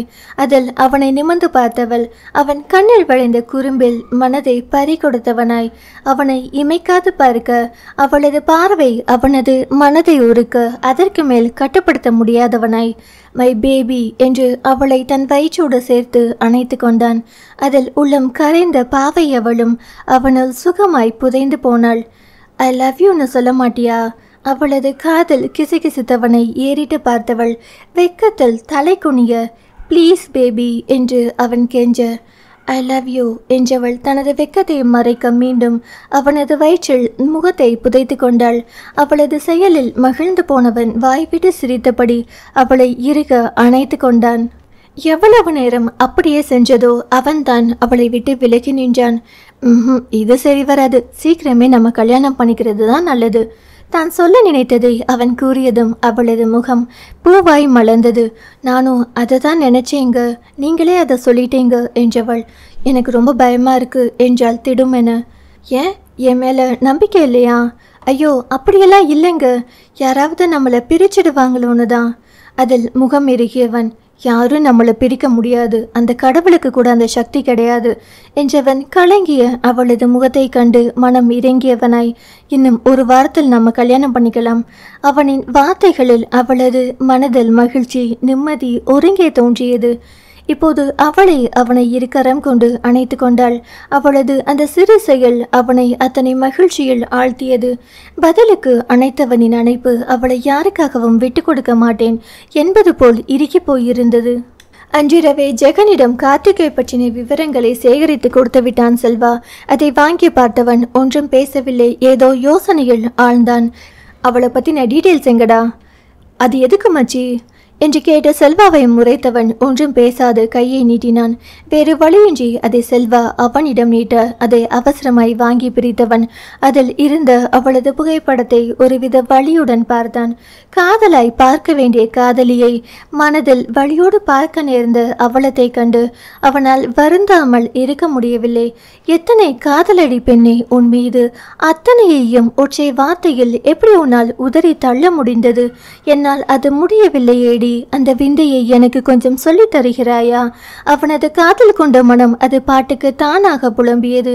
ஜெகன் செல்வா அவனை அதட்டலாய் அழைக்க அதில் தன்னை கட்டுப்படுத்தி கொண்டு அவளது விவரங்களை மேலே பார்வையிட்டான். அதை படிக்க படிக்க அவனது முகம் வேதனையில் ஆழ்ந்தது.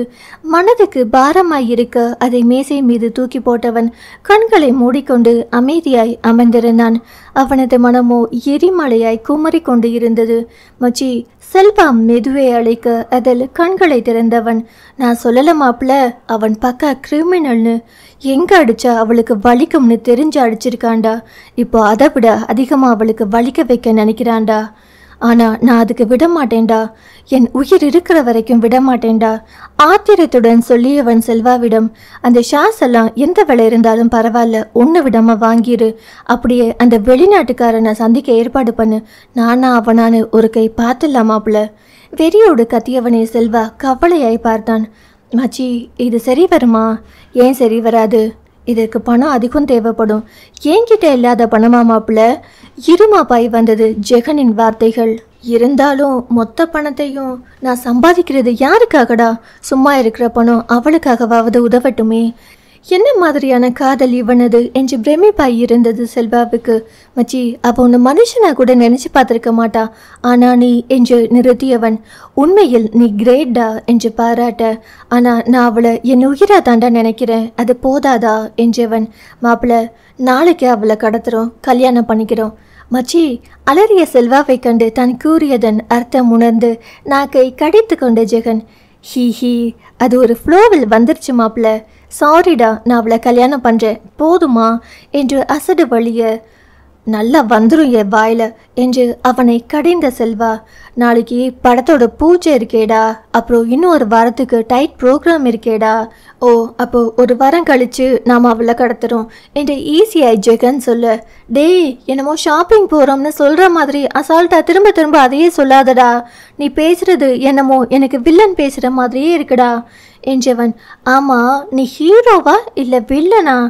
இரண்டும் கலந்து என்று அட்டகாசமாய் சிரித்த ஜெகனை கண்டு நக்கலாய் பார்த்த செல்வா.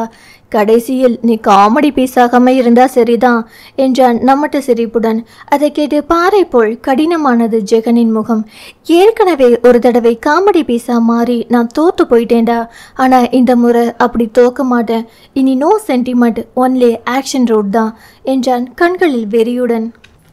அத்தியாயம் 5. எல்லாம் என்னாலதான் என்று கதறி எழுத சித்தாராவை தன்னோடு சேர்த்து அணைத்து கொண்டான் கார்த்திகேயன். அவங்க விதி முடிஞ்சு போச்சு, அதுக்கு நீ என்ன பண்ணுவடா? அவளை சமாதானப்படுத்தியவனின் மனமும் குற்ற உணர்வில் தவிக்கத்தான் செய்தது. பெற்றோருக்கு தெரியாமல் சித்தாராவை திருமணம் செய்த போது தோன்றாத குற்ற உணர்வு அவர்கள் இருவரும் திருப்பதியில் இறந்து திரும்பி வரும் வழியில் சாலை விபத்தில் இறந்து விட்டதாய் செய்தி கேட்டபோது அதிகளவில் தோன்றி அவனை உயிரோடு வதைத்தது. அவனுக்குமே தான் கேட்ட செய்தியை இன்னமும் நம்ப முடியவில்லை. நேற்று மாலையில் அவனிடம் விடை பெற்று சென்றவர் இருந்தவர்கள் இன்று மதியம் உயிரோடு இல்லை என்றால் எப்படி நம்புவது? தாயின் இழப்பு அவனை அடிப்பட்ட குழந்தையாய் மனதுக்குள் கதறி அழ செய்தது. அதே சமயம் இதுவரை பாசமில்லாமல் ஏதோ ஒட்டி உறவாடி கொண்டு இருந்த தந்தை என்ற உறவின் இழப்பும் அவனின் மனதை பெரிதாக தாக்கத்தான் செய்தது. இதுதான் தான் ஆடாவிட்டாலும் தன் சதையாடும் என்று சொன்னார்களோ?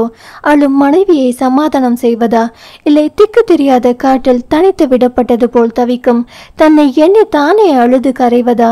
என்ன செய்வது என்று தெரியாது தன் மீது தோன்றிய கழிவிறக்கத்தில் அவனுக்கும் கண்கள் கலங்கியது. நான் இந்த வீட்டில் காலடி எடுத்து வச்ச நேரம் சரியில்லை, அதான் அத்தை மாமா உயிரை காப்பு வாங்கிருச்சு, எனக்கு ரொம்ப பயமா இருக்குங்க. புலம்பிய மனைவியை சமாதானப்படுத்தும் வகையறியாது தவித்தான் அவன். எதோடு எதை கம்பேர் பண்ற சித்து? உனக்கும் இதுக்கும் எந்த சம்பந்தமும் இல்லை, சரியா? முதல்ல அழுகையை நிறுத்து என்றவன் அவளது கண்களை துடைத்துவிட்டு முகத்தை கழுவிட்டு வேறு புடவையை மாத்திட்டு வா. இன்னும் கொஞ்ச நேரத்தில் துக்கம் கேட்க எல்லாரும் வர ஆரம்பிச்சிருவாங்க. அந்த இடத்தில் நீ இப்படி அழுது ஆர்ப்பாட்டம் பண்ணாம அமைதியா இருக்கணும். என்ன புரிஞ்சதா? அவளுக்கு எப்படி நடந்து கொள்ள வேண்டும் என்று எடுத்து சொல்லியவன் அடுத்து தான் என்ன செய்ய வேண்டும் என்பதை மனதுக்குள் பட்டியலிட்டவனாய் தனது அலைபேசியை எடுத்து கொண்டு அங்கிருந்து அகன்றான். இவ்வளவு நேரம் மகனாய் கணவனாய் தவித்தவன் இப்போது ஒரு தொழிலதிபனாய் தனது மேலாளரை அழைத்து அடுத்து செய்ய வேண்டிய காரியங்களை வரிசையாய் கட்டளையிட்டு கொண்டிருந்தான். முகம் கழுவி கொண்டு வந்த சித்தாரா அவனது கம்பீரமான பேச்சில் ஒரு நொடி தன்னை மறந்து நின்று விட்டாள்.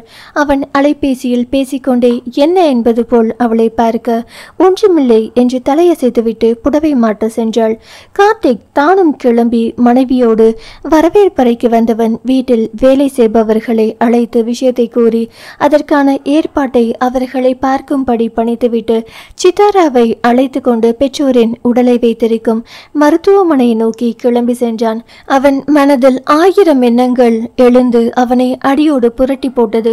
இனிதான் எல்லா பிரச்சனைகளும் ஆரம்பம் என்பதை அவன் உணர்ந்தே இருந்தான். எப்படி சமாளிக்க போகிறோம் என்று மனதுக்குள் அவனுக்கு ஆயாசமாக இருந்தது.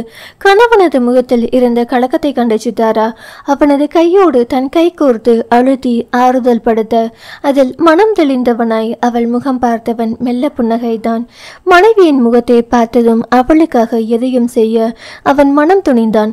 விரும்பிய வாழ்க்கை வாழ்வதற்கு எத்தகைய பிரச்சனைகளையும் சந்திக்க அவன் தயாராக இருந்தான். எப்படிடா இது நடந்துச்சு? கண்கள் சிவக்க கத்திய ஜெகனை கண்டு செல்வாக்கு பயமாயிருந்தது. ஜெகன் இதுபோல் கோபமாயிருந்து அவன் பார்த்ததில்லை. நேற்று காலையில் அவளை கல்யாணம் பண்ணியிருக்காமச்சி, வெளியில் கோவிலில் வச்சு பண்ணினா எல்லாருக்கும் தெரிஞ்சிடும்னு சிம்பிளா வீட்டில் வச்சு முடிச்சிட்டான். அதுவும் அவன் அப்பா அம்மா திருப்பதி போயிருக்கும் நேரம் பார்த்து என்று செல்வா சொல்லவும் மனதுக்குள் கொந்தளித்தான் ஜெகன். ஜெகன் தனது புது படத்திற்கு முன்னணி ஹிந்தி கதாநாயகனை ஒப்பந்தம் செய்வதற்காக அவனை சந்திக்க மும்பை சென்ற இந்த நேரத்தில் கார்த்திக் இப்படி ஒரு காரியம் செய்ய துணிவான் என்று அவனும் நினைத்திருக்கவில்லை. கார்த்திக்கின் அயோக்கியத்தனத்தை பற்றி தெரிந்த போதே இதையெல்லாம் நினைத்திருக்க வேண்டும். சாதாரணமாய் அவர்களை கண்காணிக்க சொன்னது பெரும் தவறாக போய்விட்டது. இப்படி தனது சொந்த வீட்டில் அவன் திருட்டுத்தனமாய் திருமணம் செய்வான் என்று அவனும் நினைத்து பார்க்கவில்லை. ஜெகனுக்கு இன்னமும் கார்த்திகின் செயலை ஜீரணிக்க முடியவில்லை. அதை போல் நம்பவும் முடியவில்லை. நல்ல வேளை மாப்பிள்ள பையனோட அயோக்கியதானத்தை பார்க்காம அவங்க நிம்மதியா போய் சேர்ந்தாங்க. அதை மட்டும் அவங்கள நினைச்சு சந்தோஷம்தான் படணும். இல்ல உயிரோடு இருந்து இவன் பண்ணின காரியத்தை நினைச்சு காலம் முழுவதும் அவங்கள தலை குனிஞ்சிருக்கணும். கார்த்திகின் பெற்றோரை நினைத்து ஜெகன் வருத்தத்துடன் பெருமூச்சு விட்டான். இன்றுதான் அவனுக்கு கார்த்திக் பெற்றோர் இறந்த விஷயம் தெரியும். அவர்கள் இறந்த விஷயத்தை கூட கார்த்திக் சித்தாரா திருமணம்தான் இப்போதைய ஹாட் டாபிக்காக எல்லா இடங்களிலும் உலாவியது. அதனால்தான் அந்த விஷயம் செல்வாவுக்கு தெரிந்ததும் உடனே ஜெகனிடம் சொல்லிவிட்டான். ஆனாலும் நான் ஏமாந்து போனதை நினைச்சாதாண்டா எனக்கு ரொம்ப வருத்தமா இருக்கு. வாழ்க்கையில் 2வது தடவையா ஏமாந்து நிக்கிறேன்டா. இரு கைகளால் தலையை தாங்கிக் கொண்டு அமர்ந்திருந்தவனின் ஓய்ந்த தோற்றம் கண்டு செல்வாக்கு மிகுந்த வருத்தமாக இருந்தது. முதலில் அவனுக்காக எடுத்த முயற்சியில் அவன் கேவலமாய் புறமுதுகிட்டு தோல்வியுற்றான். 2வதாய் இப்போது அவளுக்காக எடுத்த முயற்சியில் தோற்று போய் அவமானப்பட்டு நிற்கிறான். அதை சொல்லும் போதே ஜெகனின் குரலில் இருந்த வழியை உணராமல் இருந்தால் அவனது நண்பன் என்று சொல்லிக்கொள்ளவே அருகதை இல்லாதவனாகி போவான் செல்வா. கண்டதையும் நினைச்சு குழப்பிக்காதடா. அவன் இப்படி பண்ணுவான்னு நம்ம நினைச்சு பார்த்தோமா என்ன? காதல சொல்லி 6 நாள் கூட ஆகல, அதுக்குள்ள இவன் கல்யாணம் வரைக்கும் போவான்னு யாருக்கு தெரியும் மச்சி? தெரிஞ்சுக்கணும் மாப்பிள்ள. அவன் இவ்வளவு செய்யும் போதே நாமும் சுதாரிப்பா இருந்திருக்கணும் என்று சொன்ன ஜெகன், இப்போ ஒன்று கெட்டு போகல மாப்பிள்ள. அவன் அவளை கல்யாணம் பண்ணி இருந்தாலும் சரி, இல்லை அவளோட குடும்பம் நடத்தி இருந்தாலும் சரி, அதை பற்றி எனக்கு கவலை இல்லை. அவள் எப்படி இருந்தாலும் அவ தான் எனக்கு மனைவி.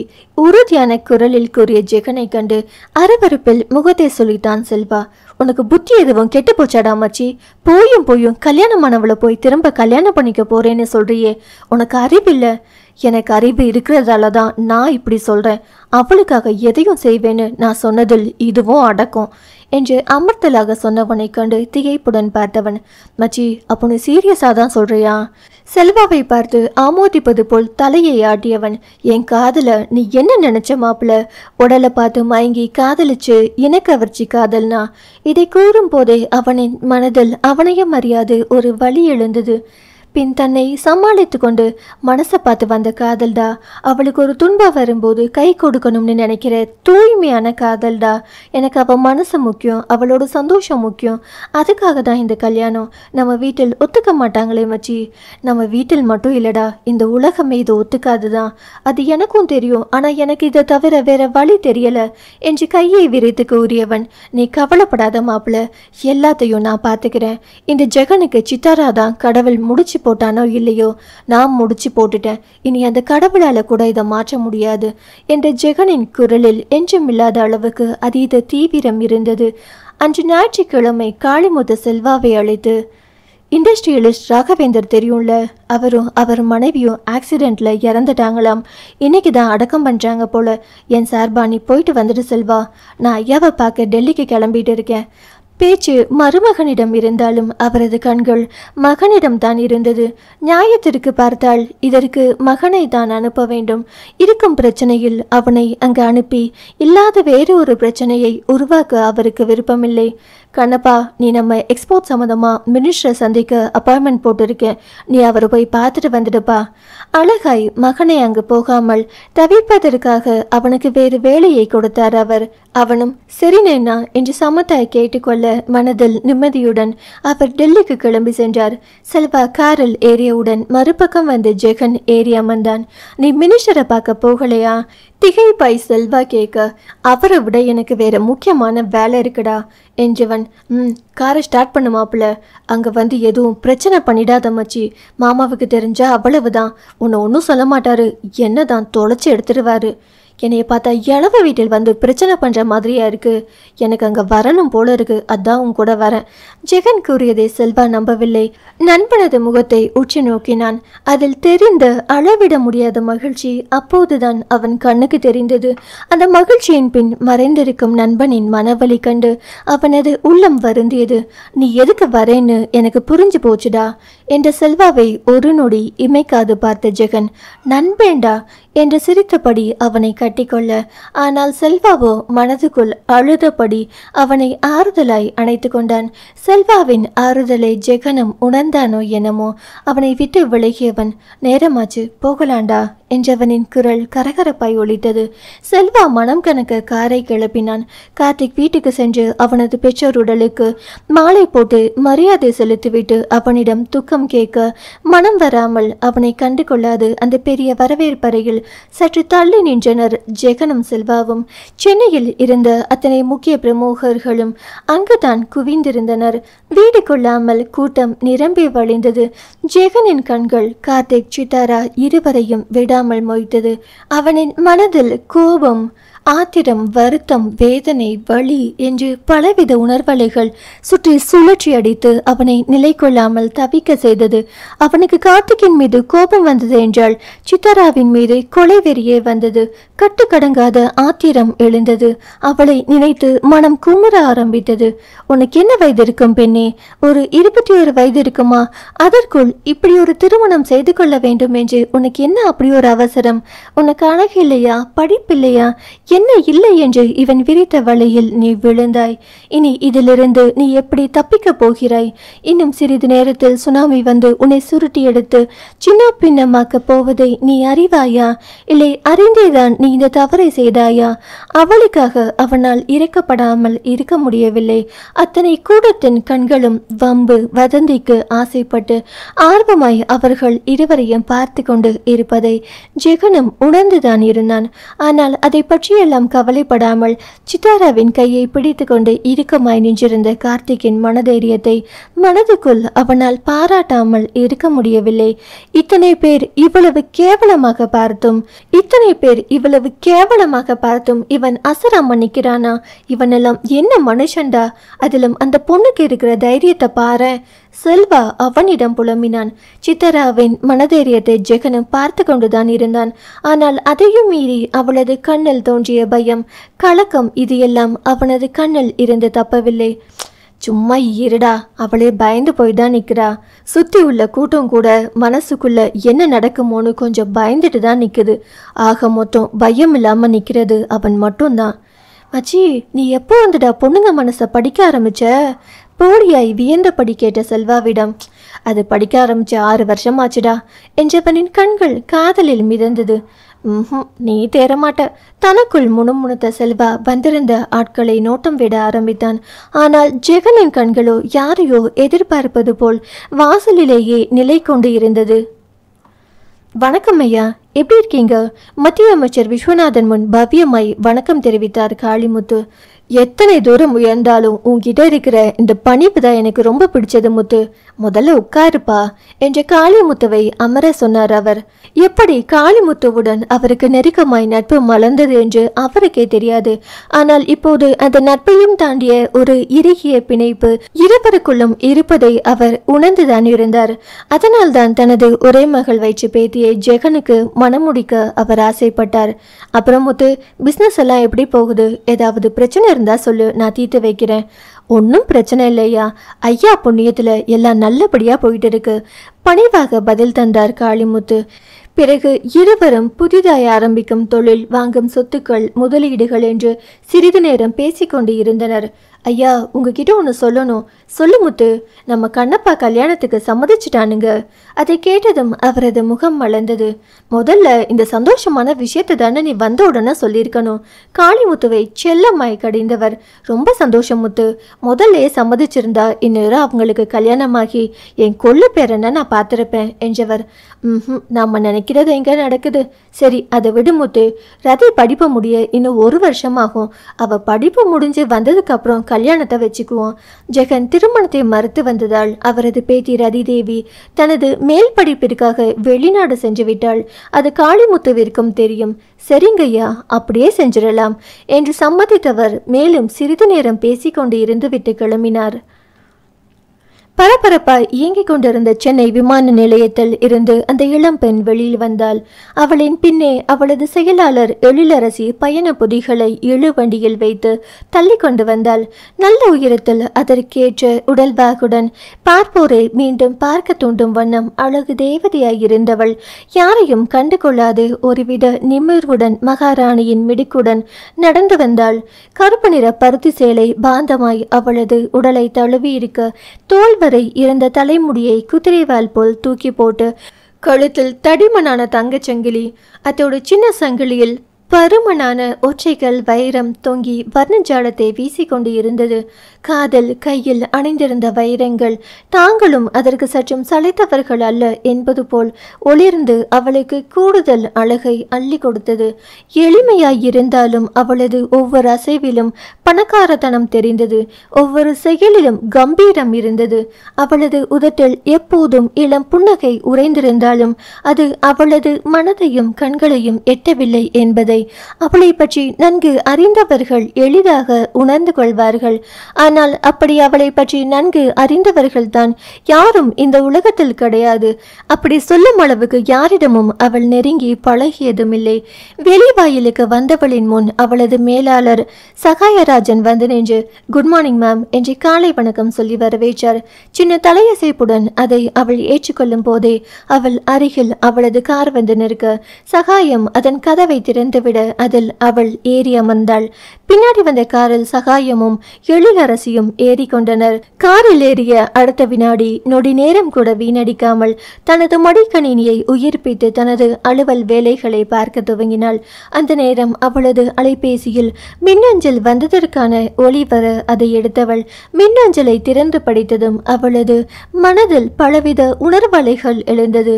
அதற்கு மேல் வேலை செய்ய மனமில்லாமல் மடிக்கணினியை அணைத்து மூடி வைத்துவிட்டு வெளிப்புறம் வேடிக்கை பார்க்க ஆரம்பித்தாள். சில நாட்களுக்கு முன் அவளது அன்னை கூறிய வார்த்தைகள் அவளது காதில் மீண்டும் மீண்டும் ஒலித்தது.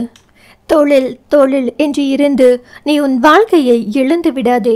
வருங்காலத்தை மிக சரியாக கணித்து கூறிய அவளது அன்னை நிச்சயம் ஒரு தீர்க்க தரிசிதான். என்னை மீறி எதுவும் நடந்து விடாது, அப்படி நடக்கவும் நான் விடமாட்டேன் என்று மனதில் உறுதியாய் கூறிக்கொண்டாள். அவளது இந்த தன்னம்பிக்கை தான் அவளை இந்த சின்ன வயதில் புகழ்பெற்ற தொழிலதிபராய் உலகில் நிலைநிறுத்தியுள்ளது. அவளது மனம் சற்று முன் கிடைத்த செய்தியில் எரிமலையாய் கனஞ்சு கொண்டிருந்தது. ஆனால் எதையும் அவள் வெளிக்காட்டிக் கொள்ளவில்லை. எந்த ஒரு உணர்வையும் அப்பட்டமாய் வெளிப்படையாய் காட்டிக்கொள்ளக் கூடாது என்று சொல்லியே வளர்க்கப்பட்டவள் அவள். அவளுக்கு கற்பிக்கப்பட்ட வாழ்க்கை பாடத்தில் முதல் பாடமே அதுதான். அதை இன்றளவும் நடைமுறையில் செயல்படுத்தி வருகிறாள் அவள். அதனால்தான் அவள் தனித்தீவாகி போனாலோ என்னவோ. மேம், கார் கதவை பிடித்து கொண்டிருந்த ஓட்டுநரின் அழைப்பில் சுய உணர்வு அடைந்தவளுக்கு அப்போதுதான் சுற்றுப்புறம் உரைக்க மெதுவே காரிலிருந்து கீழே இறங்கினாள். பின்னால் எழிலரசி மலர் வளையங்களை எடுத்து வர முன்னால் கம்பீரமாய் நடந்து வந்தவளை கண்டு எல்லோரின் கண்களும் பரிதாபமாய் பார்த்தது. நேர் பார்வையாய் அவள் சென்றாலும் அனைவரது பார்வையையும் அவள் உணர்ந்தேதான் இருந்தாள். யாருக்கு வேண்டும் உங்களது அனுதாபம் என்பது போல் அத்தனை பரிதாப பார்வையையும் ஒரு அலட்சிய பார்வையில் வென்று வீர நடை போட்டு அவர்களை கடந்தவள் நேரே வீட்டினுள் சென்றாள். எழிலரசியிடமிருந்து மலர் வளையங்களை வாங்கி ராகவேந்தர் மற்றும் மனோகரி உடலுக்கு தனித்தனியாய் வைத்து வணங்கியவள் சில நொடிகள் கண்களை மூடி மௌனமாய் அஞ்சலி செலுத்தினாள். அவர்களது ஆன்மா நிம்மதியாய் சாந்தியடைய வேண்டும் என்று. பின் நிதானமாய் கண்களை திறந்தவள் சுற்றிலும் தன் கண்களை ஓட்டினாள். கடைசியாய் அவளது பார்வை பெற்றோரின் உடல் அருகே நின்று கொண்டிருந்த கார்த்திகிடம் வந்து நின்றது. பின் அவன் அருகில் கழுத்தில் மஞ்சள் கயிறு மினுமினுக்க நின்றிருந்த அவனது புத்தம் புதிய மனைவி சித்தாராவை பார்த்தாள். அவளது பார்வையை உணர்ந்தோ என்னமோ சித்தாராவை பிடித்திருந்த கார்த்திகின் கை தனது பிடியை மேலும் இறுக்கியது. அதை கண்டு கொண்டவளாய் அவள் தனக்குள் சிரித்து கொண்டாள். நிதான நடையுடன் அவன் அருகில் வந்தவள் அவனின் மறுபக்கம் வந்து நின்று அவன் புறம் திரும்பி தீர்க்கமாய் பார்த்தாள். அவள் உன் மனைவி என்றால் அப்போ நான் யார் உனக்கு? அவளது விழிகள் பரிகாசமாய் அவனை பார்த்து கேட்டு சிரித்தது. அவள் பெயர் திருமதி ருத்ரஸ்ரீ கார்த்திகேயன். ஊரறிய உலகறிய ஒரு வருடத்திற்கு முன் கார்த்திக் கையால் தொங்க தாலி வாங்கி கட்டிக்கொண்ட அவனது அதிகாரப்பூர்வமான சட்டப்பூர்வமான மனைவி அவள் ஒருத்தியே.